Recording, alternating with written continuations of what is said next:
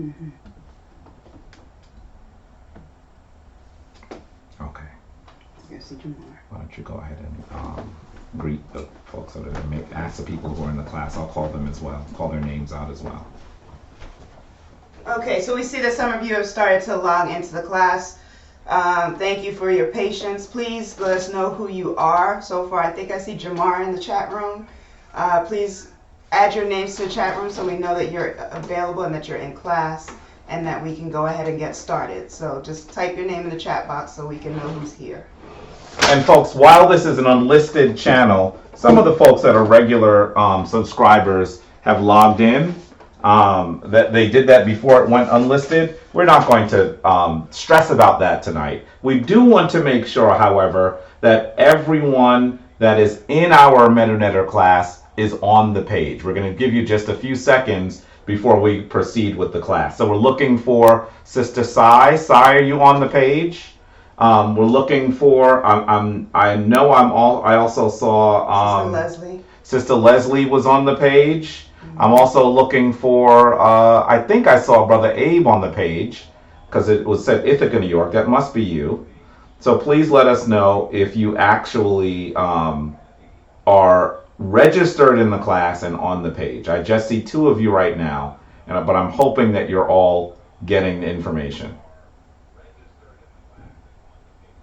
And Sister Elaine, I see that you came in. Let's make sure that you're on the YouTube page.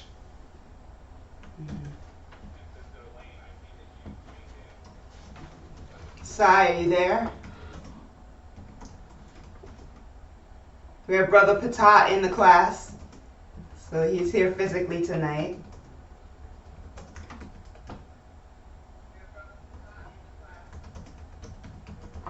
Oh, goodness.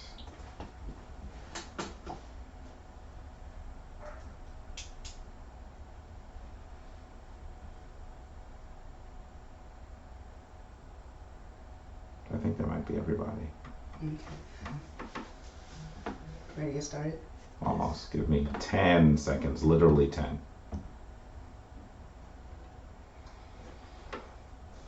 Oh. Why is it buffering now? Oh no, there it is.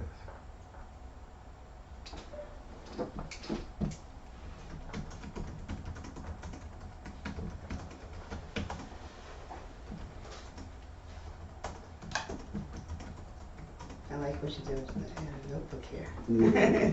I have a lot of little things. I was copying down. To me, it helps me learn because I'm like a more hands-on person. So I was writing down, trying to copy as much as I can of the MetaNetter and taking my notes here. Yeah. Drawings are really nice.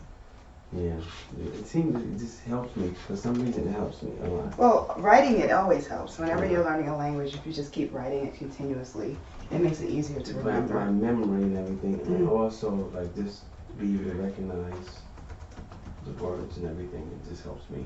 Mm-hmm.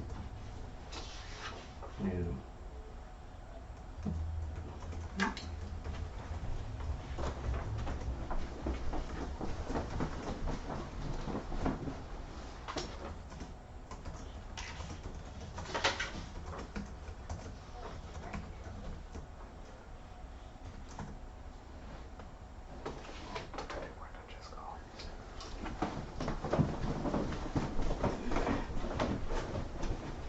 Alright, so we're going to go ahead and get started.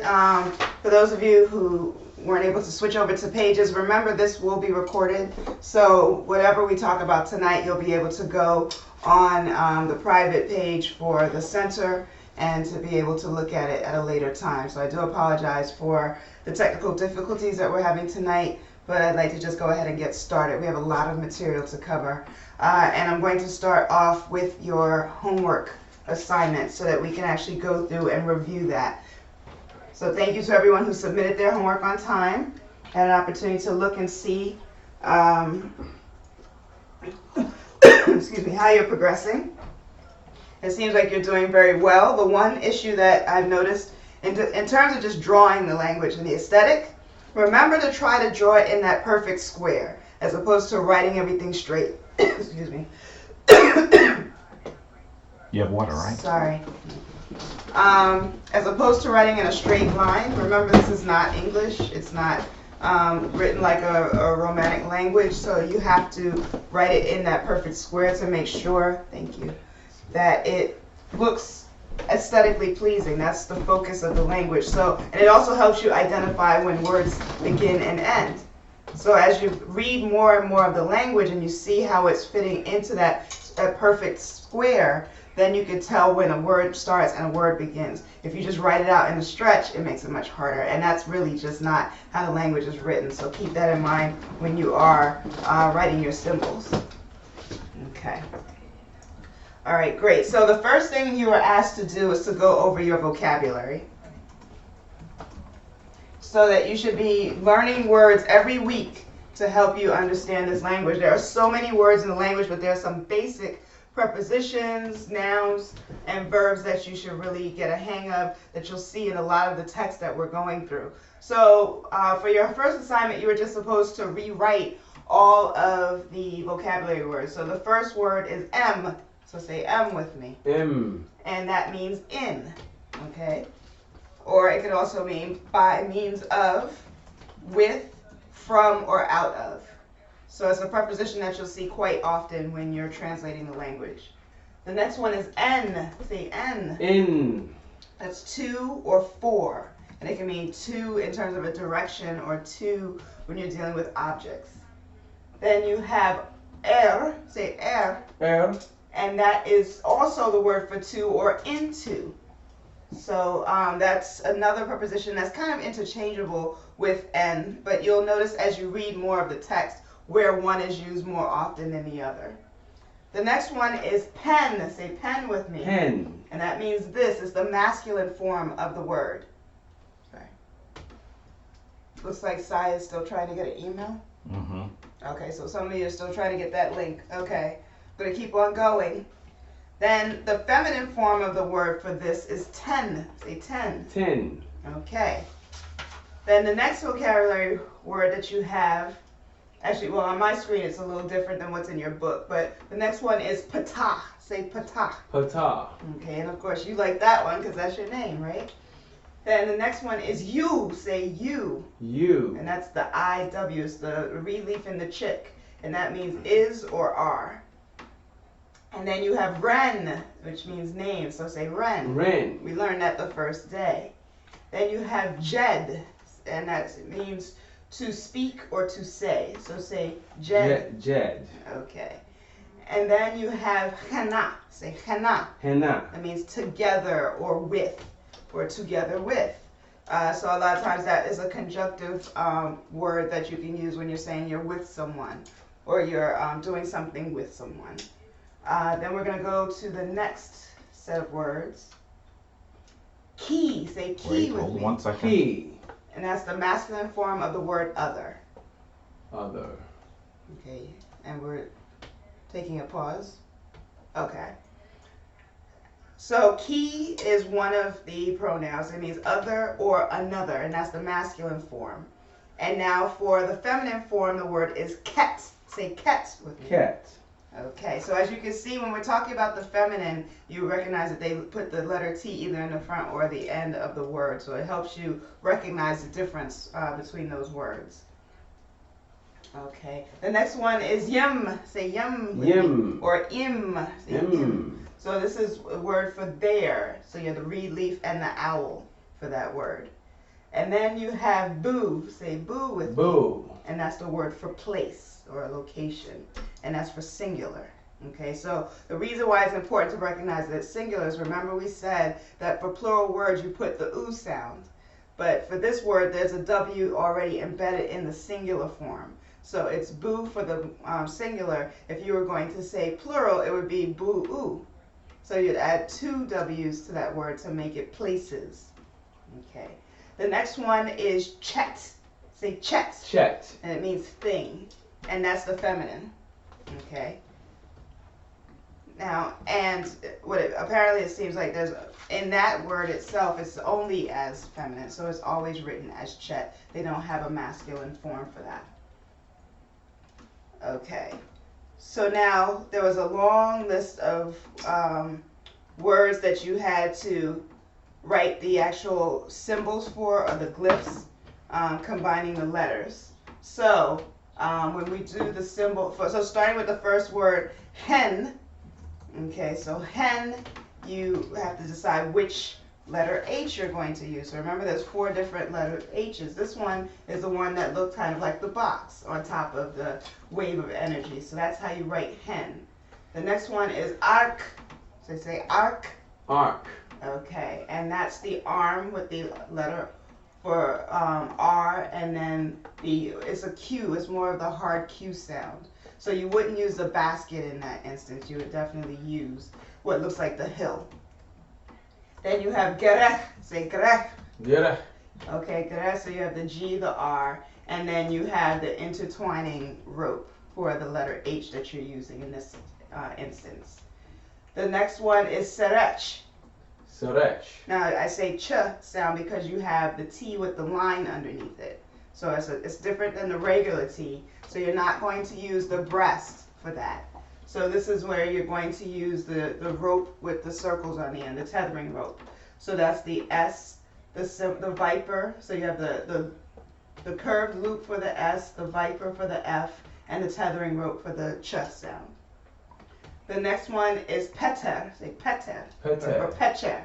So Pecher. you have the P sound, you have the tethering rope again, and the R. Now remember, depending on when we were speaking the language, the T and the ch sound interchange. So sometimes that tethering rope was used both for the regular T and it was also used for the ch sound. So keep that in mind. It'll be a little confusing when you're reading some of the passages. The next one is me. Say me. Me. And that's the owl and the 2 reed leaves. Okay. Then you have the word for health, seneb. Seneb. So there's 2 different ways you can write that. You can write it with the long stroke with the 2 circles for the S, or you can write it with the looped S. I chose to do the former because it just fits better when you're trying to write things in a square. So I figured it would look more aesthetically pleasing. And then you have the foot for the B sound. So that's seneb. The next one is herd. Say herd. Here. Okay, so this is one that looks like an instrument on top of a wave of energy, and then you have the serpent above it. So that's how you write that out. The next one is Ia, Ia. which means moon.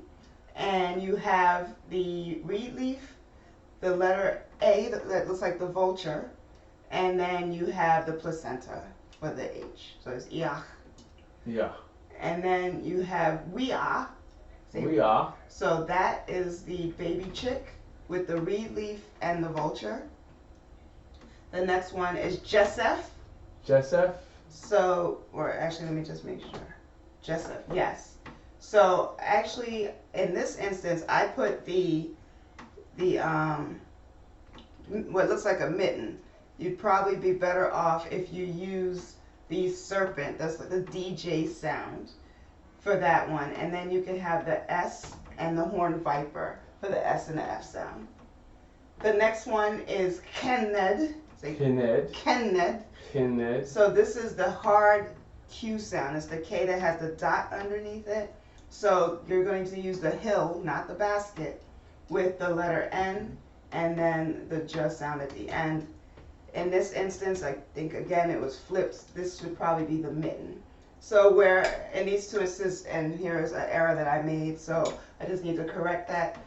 The Jesseph sound should have the serpent, and the Kenned sound should have the mitten. So that I will correct before I send it out to you, so that you can have it for your record. The next one is pet pet. Say pet pet. Pet pet. So you have, in one instance, if you just say pet, it means sky. So here you have the square and the breast underneath it, and you write it twice. So that's probably the easiest one to transcribe. Okay. So we're going to move on to some of the sentences. So you were asked to write to another place. So Patata, you want to read that for us? Okay, that would be my eyes are a little bad. That's our Er, air air ki, air key bu. boo. Okay, so to another place. Er, ki, bu. That's how you would say to another place. The second one is to pata, so like giving to pata. So, and since it's a person, you use en, so en pata. In pata. The third one is another thing is there. So that's you, ket, het, im. Say you, or You. You. ket, Ket. het, Het. im. Im. Okay. The next one is in this name. So that would be ren pen. Im ren pen. Ren pen. In this name. Okay. Sentence number 5. Pata is there in this place. So that's you, pata, im, en, bu, pen. So, Wait, hold 1 second. Mhm. Trying to catch up to you. Hold on. Sure. Oh, it's another slide. Okay, got it. Got it? So, you, pata, You. Pata. im, Im. En. Boo. Poo. Pen. Pen, sorry. See, Pen. pen. Okay, so that is the sentence for pata is in this place. Then for number 6, you're together with another name. So henna, Henna. ki, Ki. ren. Ren. Okay. Number 7, a thing is in this place. Eu. Is that eu? Yes, you. Het, Het. em, Im. bu, Boo. pen. Pen. Okay, and then the last one, pata speaks in respect of this thing. So, So that will be what? jed, Jed. pata, Pata. het, Het. er, Air. ten. Ten. Okay. Any questions about those? People are curiously quiet. I'm a little concerned. But it could also be with the technical issues. I do know that at least at one point, Brother Jamar made a comment. So Okay. So we're Saeed is watching though, so you should know as well. okay.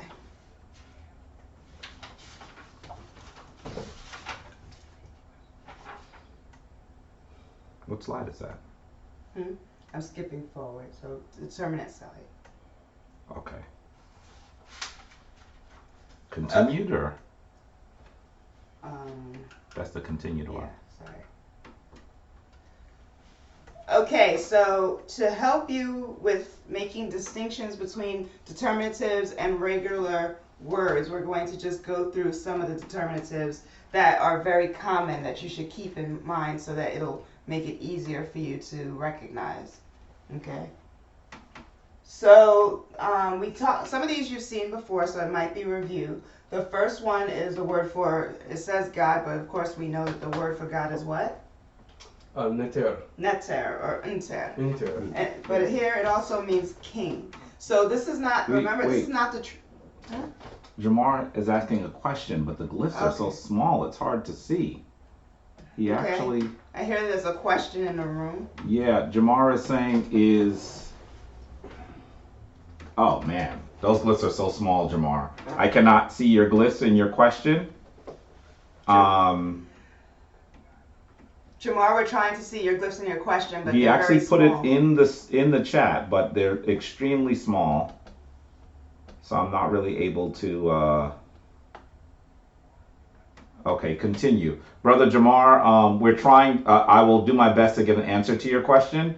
Just bear with us, because the glyphs that you put into the chat are very small, so it's hard for me to see them. Okay, so we're going to go back to determinatives. Now remember, these are not the translations for the symbols. This is just to tell you what the symbol looks like. Okay, so when you see the symbol of the man with the beard and he's sitting down with his knees up, that's just a symbol that would represent either the inter or a king. And it's masculine, we know, because of the beard.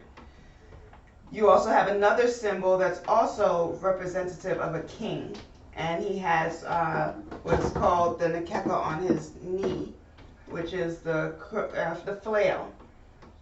So Heka Nekeka is the crook and the flail. He has the flail on his knee, and that's to give an indication that he's a king. You'll also see that he has the serpent on his crown. So that's to let you know that we're talking about a king. Question before you move on? Yes. Jamara is saying, does the order matter? Does M Ren Pen, is it different than M Pen Ren? Yes. And we'll get into that. It's going to be probably the next lesson, lesson 3. So at this point, we'll just use it interchangeably, but we'll give more specifics when we start getting into when to flip the pronouns in front of the object or after the object. So that's a good question.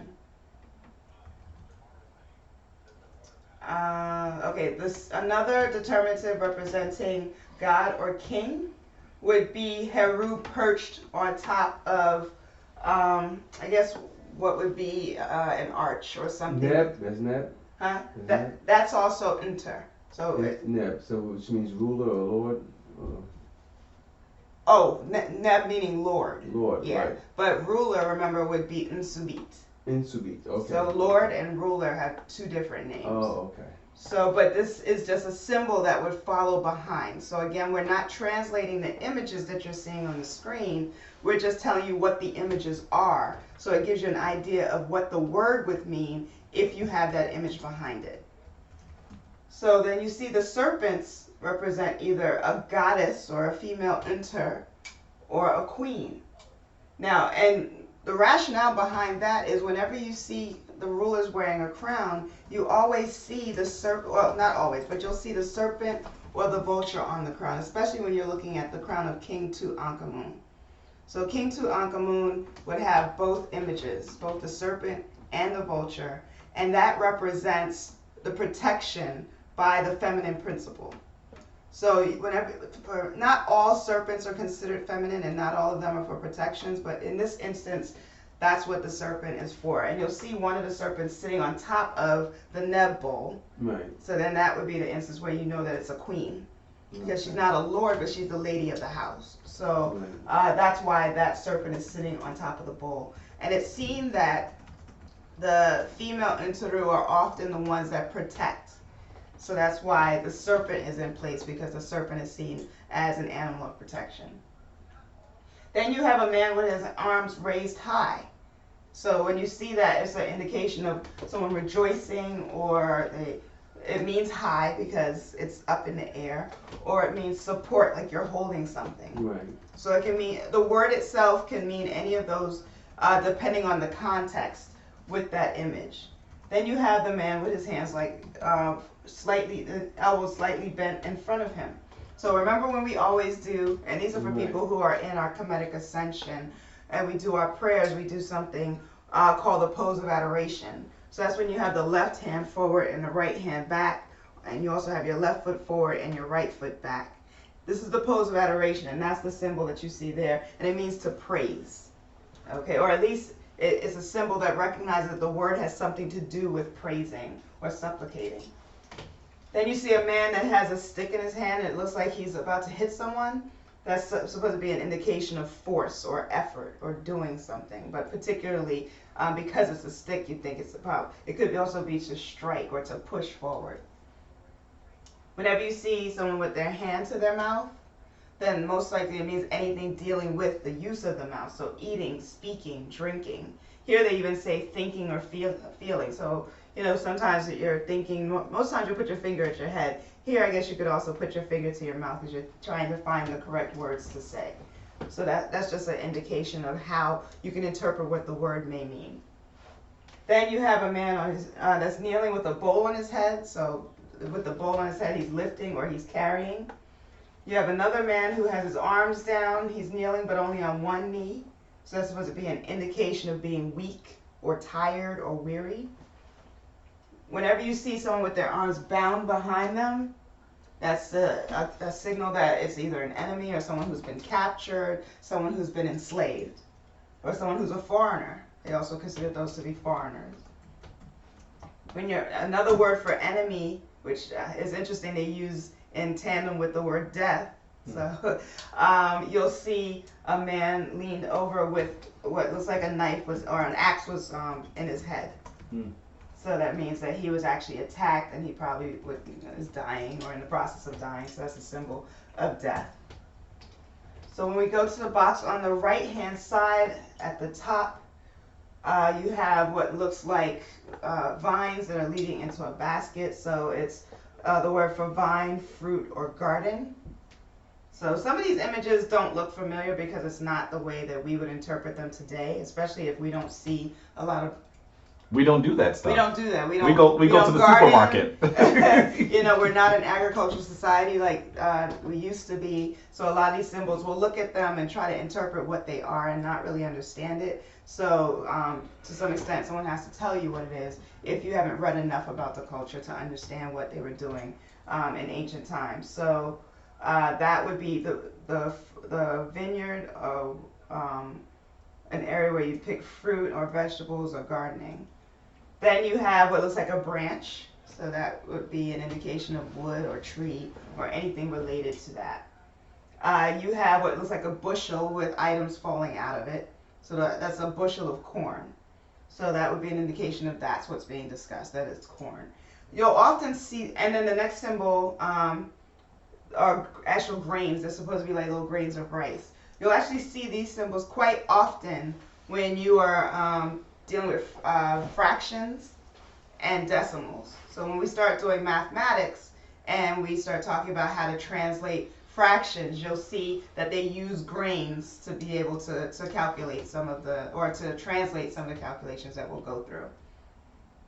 Then you have what's supposed to be a representation of the sky or anything that's above. Then, of course, you know the symbol for sun or Ra a lot of times is put behind his name or the male aspect of the divine, and it always has the circle in the center. Or it can mean light or time. Sometimes it'll represent the hour or the day or anything related to time. And then the box at the bottom, you know, you have an image of a bird. In this instance, it looks like it could be a goose, but it's supposed to just say that it's related to a bird. Now, what's interesting is that it also relates to insects, and it's not an image of an insect, but this particular bird probably eats a lot of insects. So that's why they used it as a determinative for the insect as opposed to drawing the actual insect, which I thought was kind of interesting. Not that there aren't determinatives for insect as well. You'll see determinatives that probably reference the Kepler, or what we call the beetle, probably the most frequent. Then you have another type of bird. So again, remember we talked about how important it was to know your animals? Right. We don't spend any time trying to distinguish animals, or even if you're not looking at the Discovery Channel or the Animal Planet or anything like that, you don't spend a lot of time focused on animals, so you don't think of their qualities, you don't think of their attributes. And if you spent more time doing that, the language would probably make it even that much more sense to you. So you have a different type of bird here. Probably in Kemet they knew exactly which bird this was and they can identify it. Of course, we can't at this point. But it's a small bird, so it's a determinative for what's small, and they considered things that are small to be weak, and then they also attribute it to bad things. So that's, unfortunately, that bird gets a bad rap. Yeah. But that's what this bird is used for. Then you have a determinative of a fish, so it indicates anything that's about fish or probably fishing or anything in the water.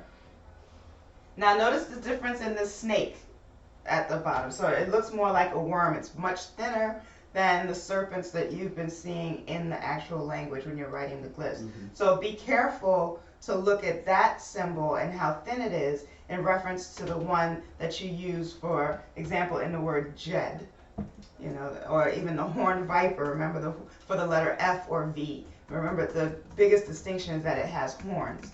Now for the jed, or the j sound, I should say, remember that that serpent is much thicker, so you can make the distinction. You don't confuse it with the determinative, which is very thin. So in this instance, they're saying it's either a worm or a snake, because they're just showing something that could curl its body or make its body wavy and is very small and thin. Now the tree looks very unusual to me. It looks like a Christmas tree as opposed to a traditional tree, but that's the determinative that will indicate that it's something to do with forestry. Well, And- remember yes. the conifer tree, the tree that we would consider a Christmas tree, is sacred to Asar. Yes. So that those are some of the oldest trees on the planet. The conifer is one of the oldest trees on the planet. So Yeah, that's a whole other lecture, but that's really important to understand. we have a question from Brother Abe as well. Sure. He's saying, can you ask Anika how she organized her method of committing so many of these signs and symbols to memory at the beginning of your studies? Is it just a process of hard rote memorization, or are there ways that Okay. is there a system, a mnemonic system maybe, or something to remember this stuff? So is he talking about the vocabulary, or is he talking about what we're talking about with the determinative? He might be talking about both, really, Okay, so because they're just the symbols. Mhm. He's probably talking more about the vocabulary, right? Because the determinatives kind of look the way they look a little bit. yeah, so exactly. For the vocabulary, the more you read, the quicker you'll pick up the words. It's like any other language. If you use it, then you'll recognize it. Unfortunately, if there are no determinatives, it's not always as easy to interpret what a word is going to mean because it's just written as it's written. But as you're reading more and more, and the best thing about Gardner, the Gardner book, is that it has a lot of passages, there's a lot of sentences, there's a lot of summary pages. So you'll be doing a lot of reading and getting a lot of context. And as you do more of the chapters, you'll start remembering the vocabulary. Now remember, the determinatives are not translations, they're just images. So it's pretty much, they look how they look. So it's your own interpretation of what the symbol is and the context of what you're reading. Okay. And then, so we talked about the conifer tree or the tree. And then finally, the last one on this page is a plant or a flower. Wait, give me And a these sec. actually look Give me like- a sec. Trying to catch up with you. It's the same page. Yeah, but it was on you. Yeah, so the one that we're looking at here kind of looks like calla lilies. So, or a type of lily, but that's a representation of anything that's referencing a plant or a flower. Okay. Okay, and more determinatives here: to lie down, to be dead, or to bury.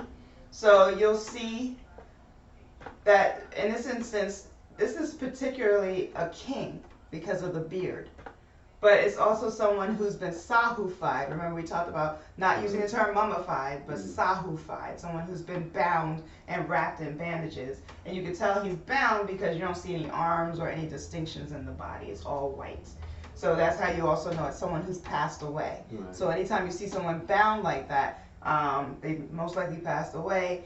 And if you see them bound with the arms crossed over, it's a reference to resurrection. And we'll talk about that in a little bit later in our courses.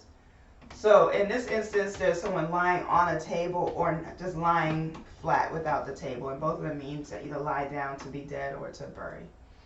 Then sa, or the we, would be the word for mummy, so I don't use that term, is the person standing up completely bound and has the beard. So that's how you know that it has something to do with someone who's been wrapped or sahufied. It also means shape, or it could indicate shape, but not mean it, but it could indicate something of shape or likeness. And I love the one for head. It simply looks like a head. Mm-hmm. But what you're going to get confused with is that there is the symbol for the word head. And it's tep. So tep actually looks like a head as well, but it's facing forward. Okay. Okay, so when you're looking at the word for head, which is tep, it's facing forward. The determinative is actually looking to the side. Okay. So that's how you know the difference between the word itself and the determinative. So the determinative looks to the side and it references a head, or it means to nod or to throttle. So, or it indicates words that can mean that. Then I think it's interesting how they drew hair. So you have 3 braids off the front of the person's head, and that could be hair, and it also can represent something to mean mourning or forlorn, which I thought is interesting. So not that it's a negative connotation towards hair, I'm sure there's a cultural context to mourning. Many of the women who would be in place for funeral sessions would wear wigs during those funeral sessions when they were mourning. So you'll see them put their hands up to their faces crying to indicate that they're mourning or they're sad that they've lost someone, and they're wearing wigs. So I would think that that's why they also use the symbol of the hair or the wig to give the context that it could also mean to mourn or to forlorn.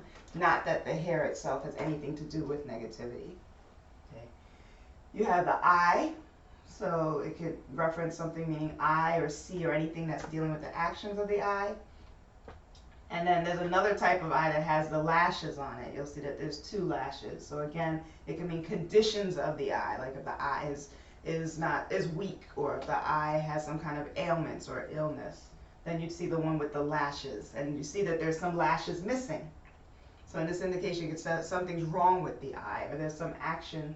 Maybe there's batting of the eye, so they make it clear that the lashes are necessary to see the batting of the eye.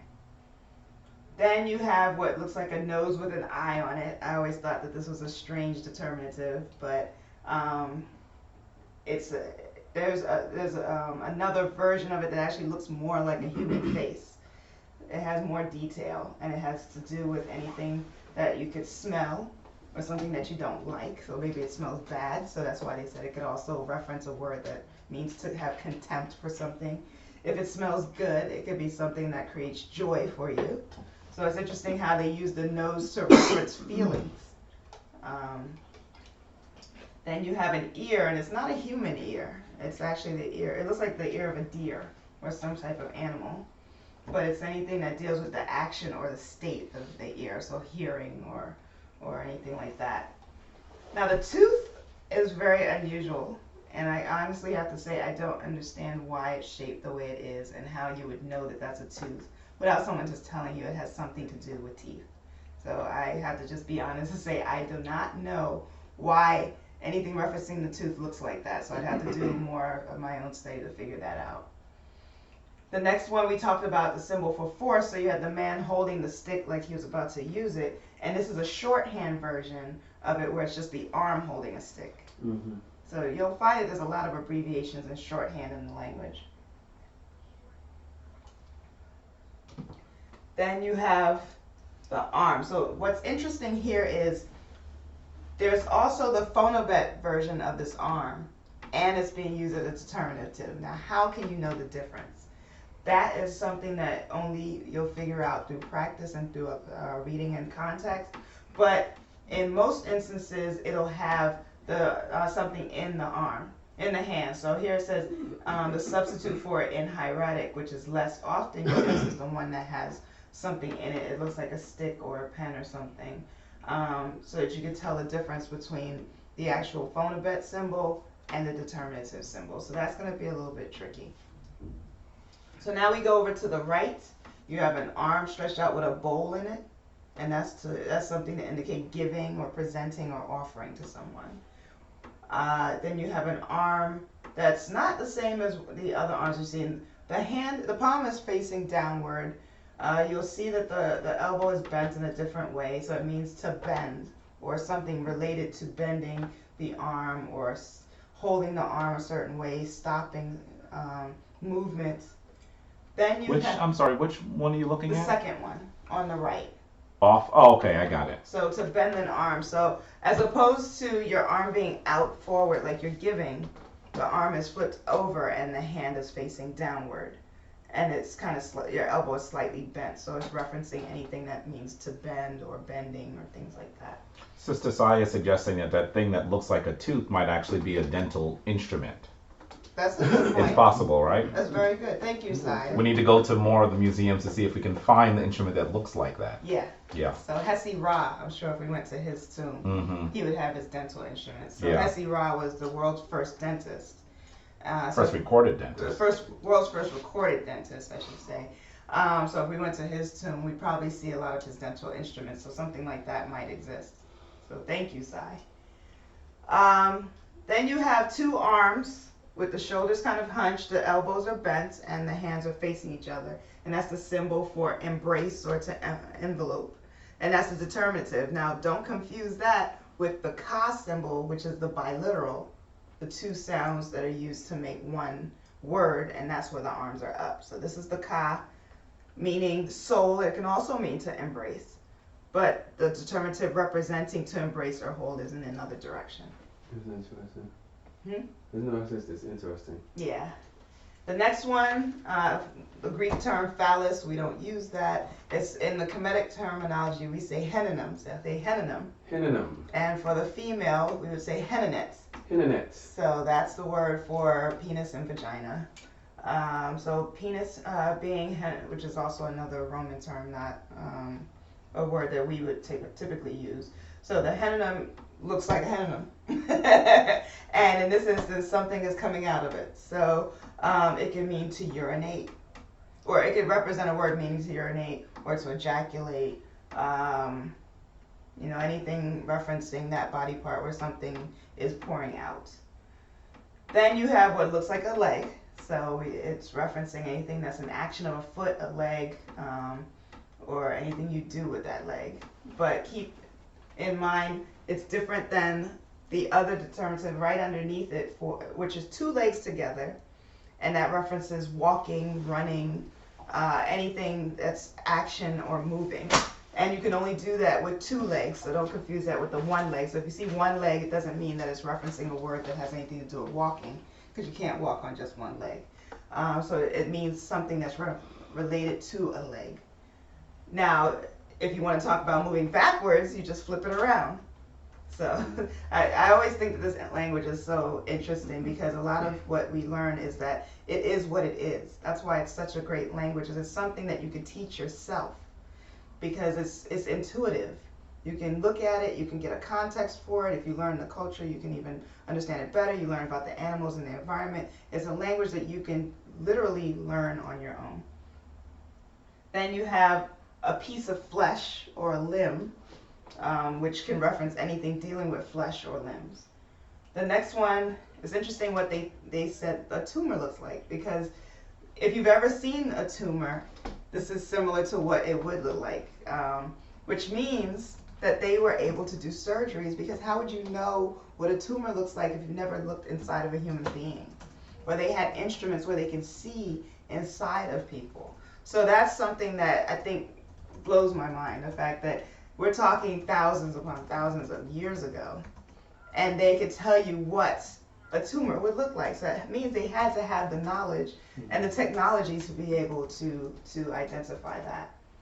Same thing with, so that references either a tumor or something that might give off an odor, or something that's referenced to a disease. So anything that looks like a tumor references a disease. Then you have another version of that same determinative with something coming out of it again. So when we go back and look at the henonum and we see that what is pouring out of it is the same symbol coming out of the tumor. So it means discharge, something's coming out, something's pouring, something's leaking. Okay. Then you have the image of what looks like a cow or a bull. So that could be referenced as cattle. And of course the bull has the horns, the cow has the big horns, the cow might have, there's no horns but the little ears. Then the next one actually is a symbol that references what looks like an antelope, which we also think references Set or Sutek. Antelope don't look like that. Well, that's the way it's drawn. That's not how an antelope looks. So what does that look like? Sister Nika's from Brooklyn, so yeah. she's never seen it. Aardvark. It looks like a type of dog, right? Right, yeah, No. like African dog or something. That looks like an anteater or an aardvark or something to me. Well, you're talking about the nose. Yeah. Yeah, but the rest of the body looks like a dog. Mm-hmm. Some people think that it might be the whippet It dog. might be the hyena. And there are other people that say that it may be a combination dog, something that doesn't exist in nature. They might have taken, maybe it is an anteater's head on a dog's body, or Okay. so. They're using that to reference savage. There's a lot of discussion about that right now. And Typhonian, I believe, is supposed to be a group of people that. Typhon is, I think It's it a might be the place. Roman version of Set, I think. Yeah, it is. Oh. So when I say Typhonian, I think that's what It's gonna they're. be set. So. Yeah. Which I think is interesting that I don't necessarily like the translation savage, because when we think of Set, people want to associate Set with Satan and say that he's evil. But Set is not necessarily evil. in the Kemetic tradition, there really was no direct term for evil. It was more about chaos and disorder. And it was felt that that was necessary. So in order to know what balance looks like, you have to know what chaos looks like. You can't have one without the other. So it's about complementary attributes. So when we use words like savage, to me that sounds more of the way a European would translate it. I would think it has something to do with chaos or disorder. Okay. And then the last one on this page, it says skin or mammal. So it looks like a tail, like an animal tail. So it's probably a piece of skin from the hindquarters of the animal with the tail hanging from it to give you an indication that they're talking about mammal skin. Okay, any questions so far? Yeah, Saeed is asking about a Siu mascot. I'm not sure exactly what she's trying to describe here. I think she's probably trying to sound out a word. And Jamar saying it may be a mutt or some sort of mixed breed. Another brother, Asaram Ka, is saying that Ampu is the jackal. They usually put an arrow in him. I think he's actually conflating dogs. Ampu is a sacred dog that he's a jackal. Yeah, is different than the one that you're seeing here. Yeah. Yeah. But you know, the great thing is that I won't say that anyone is particularly wrong because, again, I mentioned during the first lecture, Kemites were not linear people. There were many different ways to define different words. There are many different interpretations of symbols. So many of the descriptions that you're giving are based on your own interpretations, and they can all be right. So that's another thing that I think is great about the language. It's not about one being right and one being wrong. It's about how you're interpreting it based on the context. Saeed says that Saluki is the SIU mascot. She's talking about a university. What is The that? Saluki is an African dog but has hair. So that's what she's talking Oh, it's about. a dog called Saluki. The Saluki. I'm not familiar with the Saluki. But Okay, we'll look at it. But thank you. I tried to convince Anika to get a whippet, but she wasn't convinced. So that's why we don't know much about the dog. She's not a dog person. Yeah, that's not me. Okay, so I'm not going to go through all of those other vocabulary words because you're going to be doing that for your homework assignment anyway. So when you get your assignment tonight, those are the words that you're going to be reviewing it for next week. So I'm going to move now into gender, the concept of duality and plurality, so that you know how to use these when you're translating words. So the word for brother is sen. So say sen with me. Sen. And okay, it's a masculine word. You see the determinative of the man. So we know he's a determinative because the symbols for, and also there's another determinative in the front, which is the arrow. So, okay, this is where it gets a little tricky. So, no, I will say the arrow itself is not a determinative. It's a different form of the letter S. But it's written the way it is for a particular purpose. It's to recognize the family connection. So they're using this arrow instead of using the regular S. And then they have the wave of energy underneath for the typical N. And then following it, you have the man facing the symbol. And then underneath you have Senet, so you're adding the T sound. So say Senet. And that's sister. So you have the same arrow, so the two of them have the arrow, so that you know that it's indicating that they're both part of a family structure. You have the wave of energy, and then you have the letter T underneath, or the loaf. So that's how you pronounce Senet. And then the determinative of the woman, you see her with the long hair, she has no beard, and she's in what looks like a dress. So also look at how it's written. So remember I mentioned trying to write the language in a way that it is in an invisible box.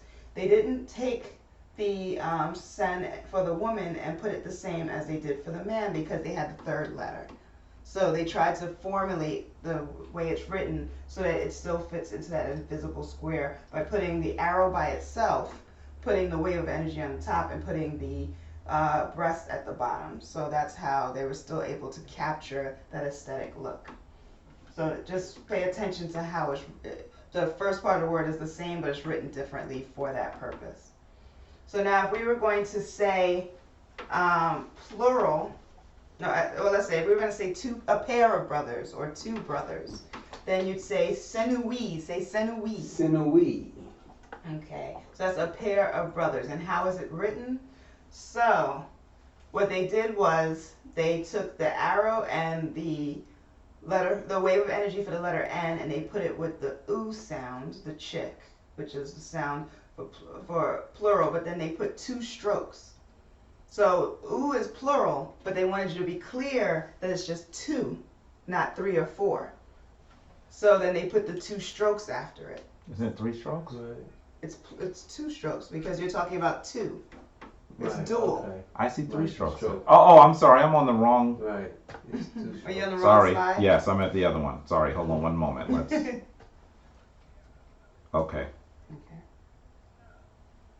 So you have the arrow, the wave of energy, the chick, and then you have 2 strokes, and then you have 2 determinatives of men. Oh, So okay. that's how you can determine that these are 2 brothers. So it's Senu-i, Senui, Senu-i. Senui.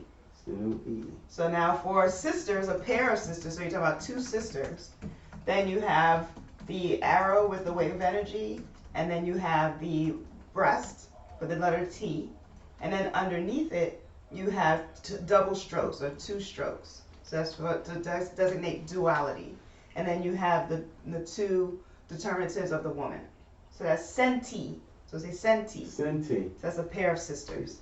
Yeah, I Question. have a question. Yeah, with the Sinui, I was thinking that it would have the The ooh sound, right? of course they have the chick there, which is the ooh, Mm-hmm. but the e, which is the consonant, the leaf, the reed leaf, you have the double reed leaf.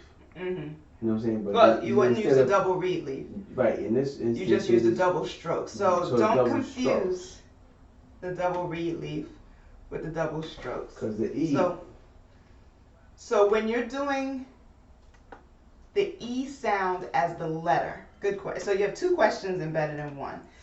When you're doing just the sound for E, which is the letter Y, then you use the reed leaves, the 2 reed leaves, or you can use the 2 strokes. But when you're talking about duality, you're not going to use the reed leaves. You're only going to use the strokes because we're talking about numbers. So, or at least a counting system. So they use the strokes for counting. So you wouldn't put the 2 reed leaves in that instance. And now the other question is, why is it for brothers you have the oo sound, but for sisters you don't? Because you would think it would be Senu-ti, right? right. Honestly, I don't know. This is That's something that you interesting. just kind of know because you've read it and you have the vocabulary. So I would have to do more investigation to find out why did they put the baby chick to represent. It's like they pluralized it and then doubled it. Right. For the men. 2 strokes. But for the woman, they just went straight to the duality. And it could be something symbolic, it could be something spiritual, who knows? So that's something that I'd have to do more research on. But I'm glad you picked up on both of those Right. instances. So now we have the words for plural. So when you're talking about multiple brothers, not just 2, you have Senu. And you have, what's interesting, you have the arrow, you have the wave of energy, which is the letter N, and now you have what's called a new jar, or the word for jar, this type of jar is new, or N-W. So to give you the sound for Senu, they added the jar. It's almost for emphasis. So you could have, you would think knowing the language, you would just put the arrow and the wave of energy, and that would be enough to say sen. But they're trying to make a connection to show togetherness, to show that these are several brothers. So they took the sound for new, which is that jar, and put it and embedded it in that symbol, and then emphasized it again with the chick. So if this isn't complicated, I don't know what is. So you have several of the sounds almost being repeated, but you don't pronounce them all. You have So it's to- almost like Sununu almost. Yeah, so it's exactly, when you look at it, it would be like Senu Nu Wu, because the jar itself is new. So if you looked at it the way it looks, it would be Senu Wu. Ooh, Sunu Senu Ooh. Wu. Senu Wu. Sanu, yeah. And then you have the determinative, and the man is sitting on 3 strokes, which is to indicate it's not dual, it's plural. So it's Right. more than 2. So they added an extra stroke to say 3 strokes means that it's several or more than 2. Okay, and now you have the plural for sister, so sisters would be Sanut. Okay, so Sanut. Sanut. So then you have the arrow, you have the wave of energy, the new jar, the chick, and then you also have the T sound for her, the breast, and then the woman sitting on top of the 3 strokes. Okay. Any questions about that? So now when we see what people like to call Cleopatra's Needle, which I can't stand, because it has nothing to do with Cleopatra, and it's not a needle, but or what the Greeks wanted to call an obelisk. We don't like the term obelisk because obelisk in Greek refers to a meat skewer, because they had a particular instrument that they put meat on, and they said that the tekken, which is the actual Kemetic term, looked just like their obelisk or their meat skewers. So that's why we don't use the term obelisk when we see this in this image. So hopefully you at home you know what an obelisk is, or you've heard the term obelisk. But when you look at the glyphs, you'll see the determinatives that look like what the Greeks called an obelisk. The symbol itself is called tekken. So now when we're talking about 2 of them, it's no longer just tekken, which is 1. It's tekkenui. Tekkenui. So say tekkenui. Tekkenui. And now if it was plural, how would we say it? If it was plural, I think that would be Tekken Newt. No, it's not feminine. No, Tekken Stop there. Tekkenu. Tekkenu. So the plural would be tekkenu. The dual is tekkenui. So that's how you write the word for what is misnomered Cleopatra's Needle or the obelisk. Any questions? No, not right now, at least. Okay, so now we're going to move forward to common phrases and abbreviations, and this is kind of a review of what we did last week. I talked about the fact that sometimes when you're reading text, they will shortcut a lot of the text because it's just common phrases, so people already know what you're referencing without having to write it all out. So the top one we have is Ankh, Uja, or Weja, Seneb. So say Ankh, Weja, Seneb. Ankh, Weja, Uja, Seneb. Seneb. Okay, so some people say Weja, some say Uja. I tend to say Uja, but it looks here like Weja. And that means life, strength, and health, or some people say, may he live, be prosperous, and be healthy. There's no he there, though. And yes, it's not masculine, but that's the translation that was given if you're looking in the Gardner text. Right. But it references men and women. It's not something that's just to men. So may one live, be prosperous, be healthy. So that's Anku Jasaneb. Sometimes you'll see me write that at the end of your emails, so now you know why I write it. So I'm telling you, to live well, be prosperous, and to be healthy. Or Weja can also mean stability or strength. So now at the top, you see it written out. So you have Ankh, so you have the symbol for Ankh, which we talked about what that meant. You have the wave of energy, which is the N, and then you have the hard K sound, which looks like the H. Then you have the baby chick. This is a symbol that you haven't seen yet, but this is the symbol for J. And then, so it's not the typical J that you've seen. So it's not the serpent, right? The serpent, right. So this is another version of writing that letter. That was supposed to be. And it was, sure it has something to do with its artistic purposes, and it also deals with stability. Because you see it's standing upright, and that's the word itself is supposed to mean stability or strength. And then you have the vulture, which is the symbol for the letter, or the sound A. So that's Uja or Weja. And then after that, you have what looks like the papyrus roll. Remember we talked about the determinative for the papyrus roll? Right.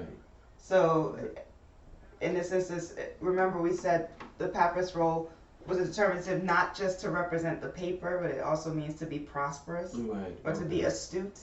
We talked about that last week.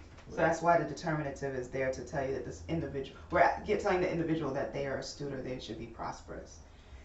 And then finally you have the S, the N, and the B for Seneb, and that means health. So, and then, so if you look at the abbreviation, you just have the Ankh, the symbol of stability, and the loop for the S. And that's Anku Jasaneb as well. So that's the abbreviation. You'll see that quite often. Then we talked last week about Ma'akeru, right? Ma'akeru meaning true of voice. So we did go through this one earlier. We had the sickle and the symbol for, probably a symbol that represents something to do with justice, like an instrument to measure whether something is just or not. And then you have the letter A. Then you have, so that's Ma'a. Ma'a. So it's not Ma'at, it's Ma'a. Ma'a. Yeah. And then you have Heru.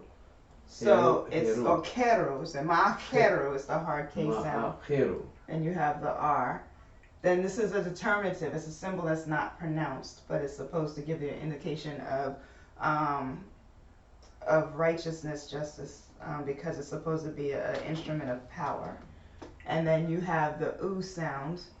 So what's interesting that Jabari brought up is here Heru means voice, but also remember that there's the word Heru, which represents the aspect of the divine, what people called Horus in ancient Greece. So Heru is the name that the Kemites would have used. Now it has the U sound on it, but it's one person. So what does that mean? If Heru is one individual, why does he have a plural sound in his name? If we're talking about voice, and we didn't say voices, we just said voice, but it says Heru, what does that mean? And in this instance, it's like the collective. So Heru is all of us. Right. Okay. Heru, all voices, so one voice. Okay. So this means that you are true of voice, meaning the overarching voice that we all share. So that's why it's pluralistic.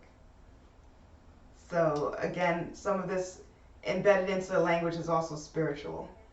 So that's why we can't look at this as a secular language. We can't separate science from spirituality. It doesn't work that way. The entire society was built on its concept of spirituality because everything came from a source, which was the creator and the divine. So how do you separate that when you start actually describing the creations of the divine? Okay. So that's one thing that I think is also great about the language, that it's just pluralistic in so many ways. You're dealing with so many different subject matters all at the same time. So Hebrew will be holistic, like holistic, like it encompasses. All encompassing, yes. So that's why it's so important to say someone is true of voice. You're righteous. You are in one accord with everything. Okay. And now you see the abbreviations. There's so many different ones. So they took one symbol from Ma'at and then one symbol from Heru and put those together, and it could be written either vertically or horizontally. So that's what you're seeing as the abbreviation at the bottom. Okay. Questions? Not yet. Okay, so those are common phrases that you'll see. You'll also see giving life. No, Jamar says, so determinatives can come at the beginning, middle, or end. It's in a sentence, though. It's not a word. Yeah. It's after word. Yes, I'll say more commonly in the middle and at the end than at the beginning. Sometimes when you see it in the beginning, it's not a determinative. It's probably just a symbol that you don't recognize yet because you've just learned the basic 24 symbols. There are probably 2,000, maybe even 3,000 symbols that you haven't learned yet, so you just know the basic ones. So they're not determinatives, they're just symbols you don't recognize yet. But yes, sometimes you'll see, most likely the determinative will be at the end. It looks like it's in the middle because it's the end of a word leading into another word. And there's no punctuation anywhere. There's no commas, there's no question marks or periods. So when we start talking about how do you know if somebody's asking you a question or making a statement, again, that's going to be based on context because you won't be able to see any of that.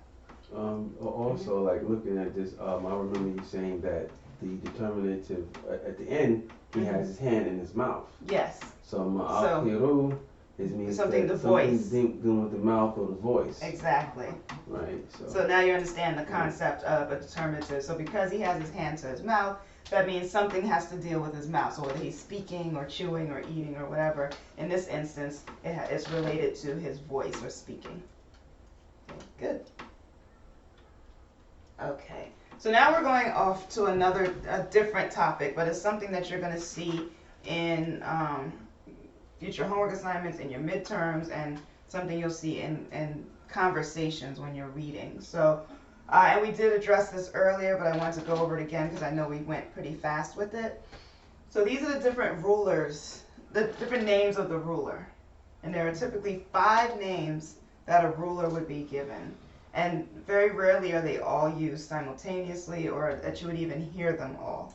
So you have what's called the Heru name, which has a symbol of Heru perched on top of what's called the Sarek. Say Sarek. Sarek. Sarek is the frame of the temple building, like the facade of the temple. So it's called the Sarek, and that was one of the first symbols used to actually write your name. So instead of the Shen that we're familiar with now, what's misnomered cartouche. So the Shen is that oval symbol where you have the name inside of it. Mm-hmm. It used to be a rectangle, and it was based on the facade of a temple, and it's called Sarek. So in this instance, Heru is perched on top of that Sarek, and that's the Heru name. Then you have what's called the Mbiti name. Say Mbiti. Mbiti. Okay, so we talked about the 2 ladies or the feminine energies that were for protection. And I mentioned the serpent, but there's also the vulture. So these are supposed to be feminine energies that protected the ruler. So you see those symbols on the front of the crown, like for Tutankhamun. So the name associated with those symbols would be the Mbiti name. So each ruler would have one of those names. And this is something that evolved over time. Initially, there were probably only 2 names, and then it became 3, and now there were 5 towards the middle and late dynasties. Then the next one is the golden Heru name, and that's where you have Heru perched on top of the symbol for gold, which is Neb, or Nebu is plural. So when we talk about, or it could be Nub, so some people say Neb, some people say Nub. That's where we get the term Nubia, land of gold. So that's the symbol for gold. So even in looking at this, you're learning even more vocabulary and recognizing symbols. So Heru is actually perched on top of what's supposed to be an image of gold. And that's the golden Heru name. Then on the right-hand side, we talked about this one. This is the most popular. You'll always see this when you're reading, and it's the Mbiti name. Mbiti. So Mbiti is supposed to be, some people translate it to being the ruler of Upper and Lower Kemet. But when you look at the symbol, as Jabari pointed out, you have what's called the Su plant, which is the first image. It's a plant that represents the south, because it's a plant that's grown in the south. And then next to it, you have the symbol for a bumblebee, which is also a symbol for the south. So in our understanding of why you have 2 symbols for the south is that normally when Kemet was in turmoil, in order to correct the chaos, it was always a ruler that came up from the south to rewrite what was going on in that area. So that's why it was important to represent the south twice, because you're saying that in order to be a ruler, you have to know how to rule as someone from the south who would come in and correct any chaos that was going on.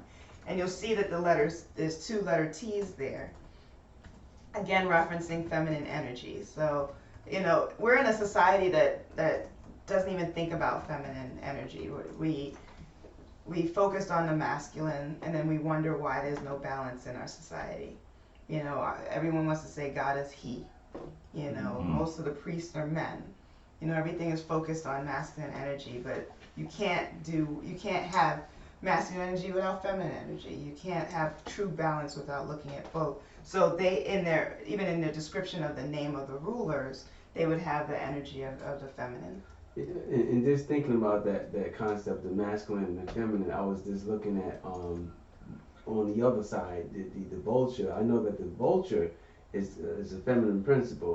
But I was looking at the cobra or the snake as thinking that will be a masculine, could create an imbalance between male and female or female and male.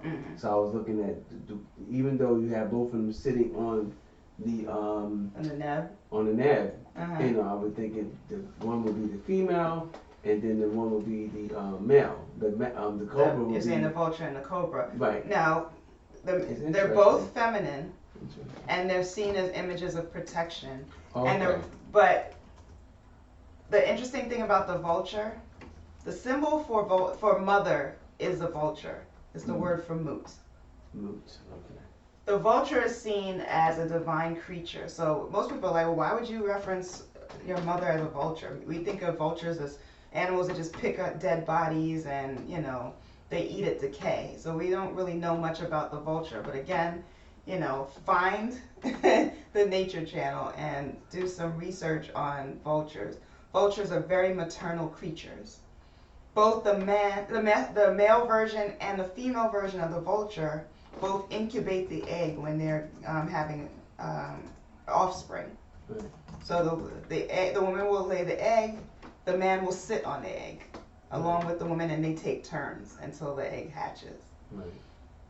When a baby vulture is starving or hungry and the mother can't find food anywhere, the mother will prick itself and feed its own flesh to the child, or if it's thirsty, it'll feed its own blood to the child to help it survive until they can actually find sustenance for that child. So that's why the vulture is a critical animal and can be seen as both masculine and feminine energies focused on nurturing. Right. And what about the snake?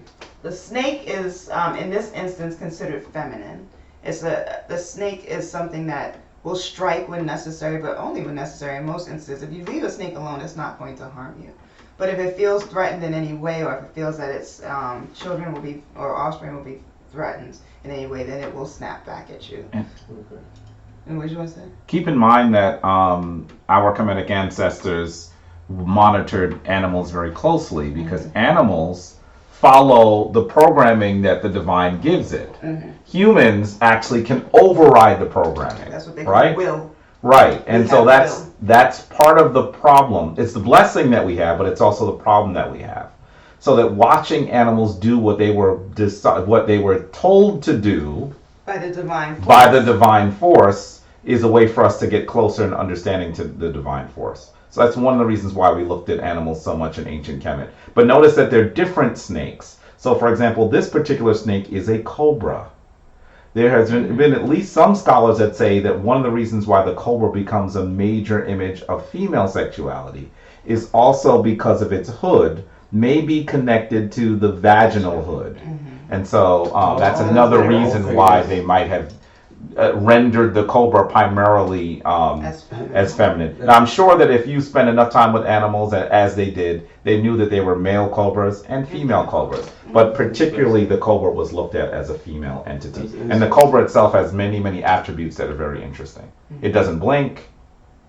It sheds its skin in a pattern similar to the moon, which is similar to menstruation. So there are lots of reasons why the snake becomes an image that's similar to feminine energy. Excellent clarification. Thank you. I really appreciate you. it. That was great. I'll actually tell you something that sounds a little bit creepy, but I think in high school I had someone at my job who would raise snakes. Like he had tons of snakes in his house, and he had really large ones. Whenever the snake would shed, he'd give me the skin, and I'd keep it and stuff it. I have no idea why I was so fascinated with it, but I'd have a room full of snake skins that were stuffed. My mom would walk in there and say, "Okay, I can't be in here anymore." What is going on in here? But I think what was so fascinating about it is that when a snake sheds its skin, it sheds it whole, not in pieces. So it looks exactly like the snake with holes where the eyes would be. So if you stuff it, it looks just like it was when it was alive. If it were a live snake. So that's why I thought it was kind of cool. But that's just an aside. That's my strange part. But I just feel like I always had some interest in the serpent for some reason. But doesn't Christianity tell us that the serpent is evil?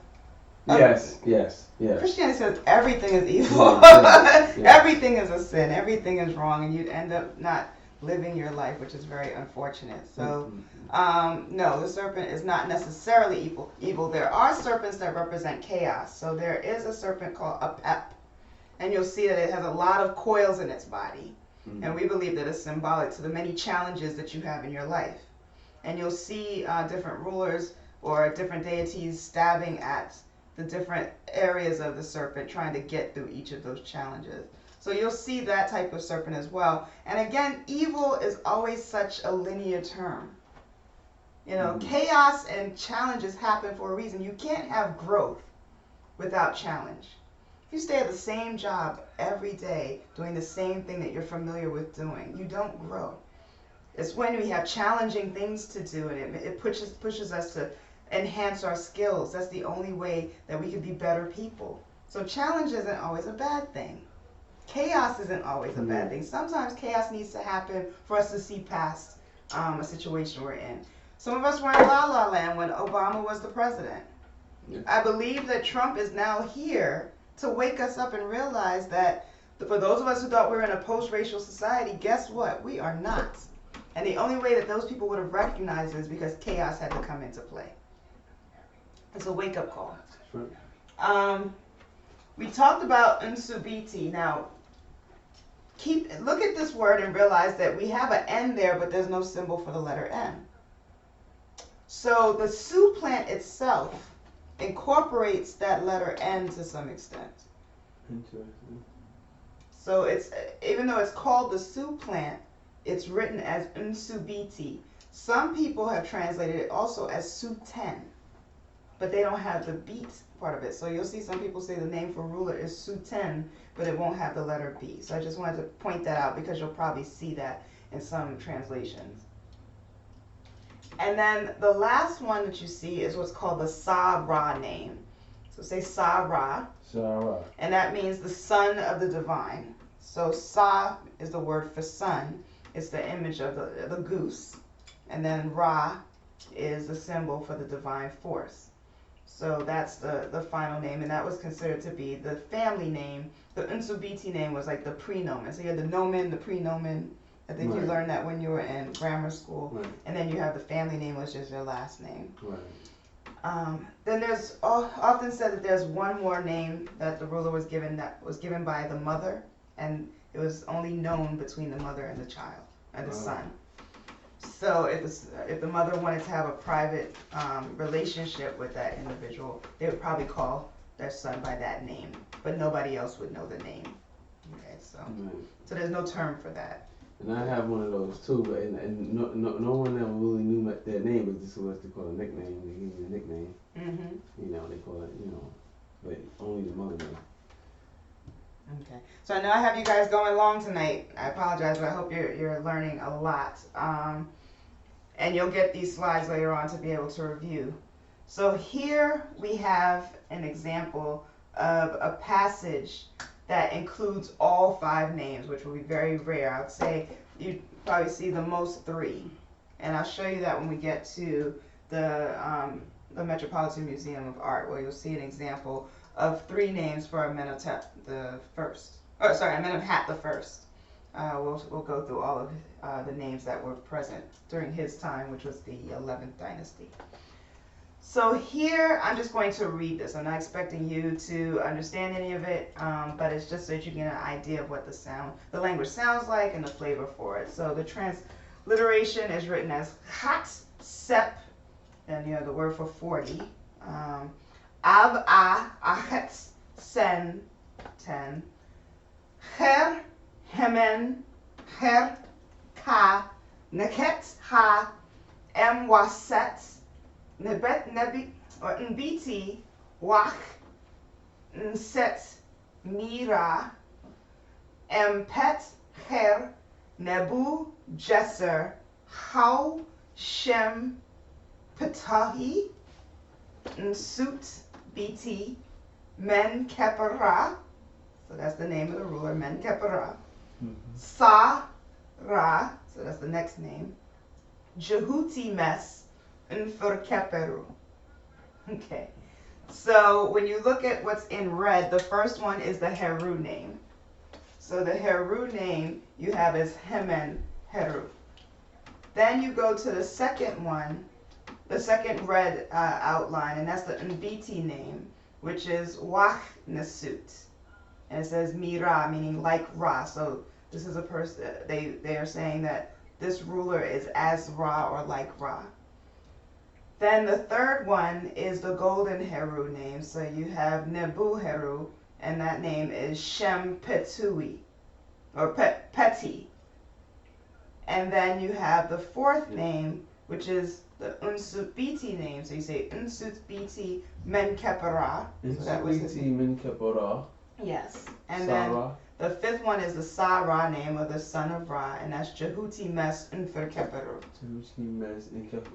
So this translation is just of when this person came into power. So in the 40th year of the 10th hour, the ruler... 10th day. The 10th day, the ruler, Neheti Ha, who had the name of the golden ladies, Wahet and Sut Mira, also had the name Jeser Heru Shem Pete, or Pekti, the Unsubit Menkepera, Sarah, Jehuti Mes, Nfer Keperu. So that's just so you would see what it's like. So the regnal year, third month of harvest, day 10, under the majesty of Heru, the strong bull who arises in Waset, the two ladies enduring of kingship like Ra in heaven, Heru of gold, holy of appearances, powerful of strength, king of upper Kemet and king of lower Kemet. Here we mentioned that it's actually the king of the south, or the ruler from the south, so it's not necessarily upper and lower.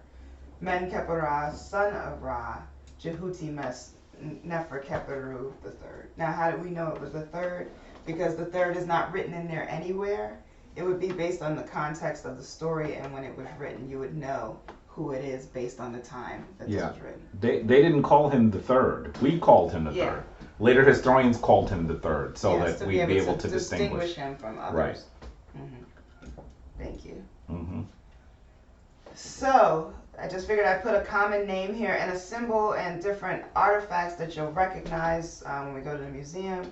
This is supposed to be the jewelry box for the ruler Tun Ankh Amen, or what people like to shorten as King Tut. I don't know if he liked being called King Tut, because I didn't see King Tut written anywhere. I think that's just Europeans deciding to shorten his name. His name is actually much longer, and we cheat him and not say the whole thing. So here, which direction are we reading that in? The first symbol.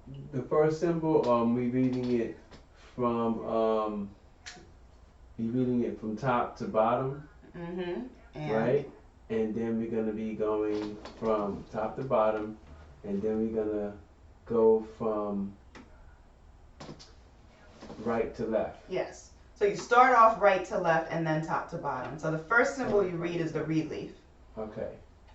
So you. No, actually it's ah, or it'll be the ah sound, or it could be the E sound, but most people agree that it's the ah sound in this symbol. And then you go to the left. So from right to left, you see the left, and that's the symbol for men. It's a foundation with several monuments on top of it. So that's Amen. Amen. And then you have the wave of energy underneath, which emphasizes the N sound. So Amen. And then the next symbol you see. Ankh. No, you're reading from right to left. All right. It'll be. So you have the T, the chick, and then the T. Amen. So you're reading from right to left. So that's toot. Amen. Toot. Toot. Ankh. Toot. Ankh. Okay. And then at the bottom you have what's the symbol for Heka. So say Heka. Heka. EU. Nu. Nu. Okay, so this actually says Amen Tut Ankh Heka Iunu. That's what his name would be. Wow. We say Tut Ankh Amen. It's actually Amen Tut Ankh. So there's this discussion that many scholars have had, what they call divine transposition or honorific transposition. where they believe that Amen is the representation of the all divine. So it should be written first, but it shouldn't be read first. Right. So they write Amen at the top because it's supposed to reference being attached to the divine or being of the divine. But then you read the rest of it first, so it's Tun Ankh, and then you go back to Amen.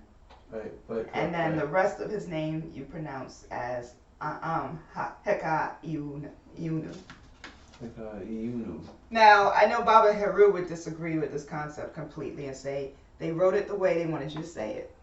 So if Amen's on top, then you should say Amen. But I would say that there hasn't been a definitive answer by anyone to actually say whether we should be doing the honorific transposition. But anywhere you go, any museum you go to, they're going to call him Tutankhamun or Tutankhamen. They're not going to say Amen first. So when you're reading some of the names, this is going to come up repeatedly. Okay. You're going to see Ra at the top of many symbols, but it's pronounced afterwards, like Menkau Ra, Heparu Ra, but the Ra will always be on the top. So it's going to be quite confusing when we get into more of the rulers' names. But I just want you to see this as an example. And his name is actually translated to mean living image of Amun, ruler of Waset, which is the seat of power. And then on the far right, you'll see that he has the name Amentu Ankh Heka Iunu, or Tutankhamen Heka Iunu. But on the right of that, this is the example one of the examples I mentioned. So this is this is Neb Keperu Ra. So this is actually read from the bottom to the top. That's interesting because, even in the book Gardner, he said normally you would read from the top to the bottom, or from right to left, or left to right, but really now from the bottom I'm learning to the that top. you can actually read it from the bottom. But it's still not completely from the bottom to the top. So you started with the Neb, then the Keper is the next thing you say. Keper. Because the U sound is the plural. So you want to say the word itself first before you say the plural. So it's Neb Keperu. Neb. So remember the 3 strokes means plural. Right. And then the last symbol you say is the Ra. So that's Neb Keperu Ra, which is one of Tutankhamun's coronation names. So I probably thoroughly confused everyone. Yeah, because you got the 3 strokes over the Neb. So yes. That's interesting how you did that. But keep in mind the strokes are for the Keper. So it's pluralizing the Keper. Because it's underneath the Keper. Yeah, so it's part of the Keper. It's like one word, Keper. It's interesting because I see what you're saying, because like you said, Neb, right? Then you say the Keper, but then the strokes is right underneath the Keper. Yeah, so you say Keper, the plural, Keperu, and then Ra. Okay. So you are still reading from bottom to top, but you have to remember that the plural is attached to the Keper. That's interesting. Okay. All right, so that's the lesson for today. I know I've given you a lot, but your homework will be to review everything we discussed, and then to move on to lesson 2 in Gardner, pages 37 to 40. Okay. And then you're going to do the exercise after that. So you're going to review 37 to 40, and then you'll do exercise 2. And then you'll learn all the vocabulary in that section, study the biliterals on page 38 and 44. Right? And then we will go over that in the next class. So remember, everything that you're learning now could possibly be on your midterm, which will come up in the next few weeks. So if you have any questions or confused about anything, please let me know. Okay, any questions? I don't see any questions at this very moment. Okay. But there is a slight lag, so. Okay. Well, again, I really want to say thank you to everyone for your patience. I know tonight was difficult. We started late. We had technical issues. We had to switch on the platform. So it's a lot that happened that could have been somewhat distracting. Hopefully we won't have that issue again. This will be this is recorded and will be posted hopefully within 24 hours. So if you did have any concerns, or if you came in late because of our start time, then you can review it from the beginning. And in the meantime, if you have any questions, please feel free to email me. Okay. Shem Matap family. What's up, everyone?